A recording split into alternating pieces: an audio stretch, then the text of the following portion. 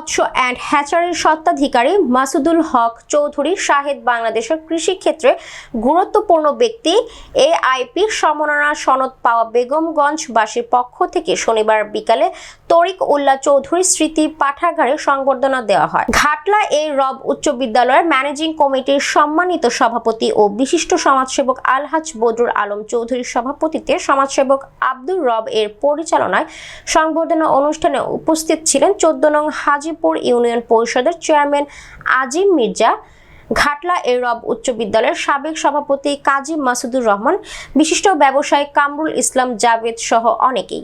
আমাদের বেগমগঞ্জ গর্ব, আমাদের মাসুদুল হক চৌধুরী সাহেব সম্মাননা বই এনেছেন আমাদের জন্য।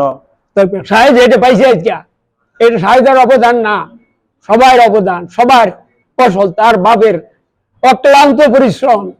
ছেলে পাঞ্জাবি ঘরে ঘরে গেছে মানে হারিকেন নিয়ে।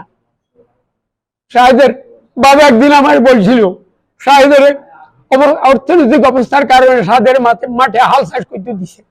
যখন লাঙ্গল নিয়ে সাহেব ঘরে ঢুকতেছে, সাহেবের বাবা তাকাই দিছে আর কানতেছে, আমার এই ছোট ছেলে আমি হাল চাষ লাগাই দিছি।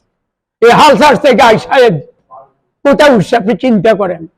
যে সম্মান পাওয়ার যোগ্য আমি না, এই সম্মান আল্লাহ পাক আমারে সরকারিভাবে পাইছি। আপনাদের সবাই এবং গাঁটলা হাজিপুর আমাদের বেগমগঞ্জের উপর সবাই সহযোগিতা এবং আমার আব্বার দোয়ার কারণে, আমার দাদু ছিল সৌদি বাড়ির, উনি আমার দাদু মারা যাওয়ার পরে বদরুল আলম চৌধুরী সাহেবের মা, উনি হলে আমার দাদুর বোন, আমার আসলে সবসময় দোয়া করতো। আমারে বলতো যে তুমি একদিন এক জায়গায় যাই পৌঁছবা, তোমার জন্য খাস করে দোয়া করছি। আজ আমার দাদু দুনিয়াতে নাই, যদি থাকতো কত খুশি কত আনন্দিত হইতো যে উনি বলতো তোমার জন্য আমি সর্বক্ষণিক দোয়া করি।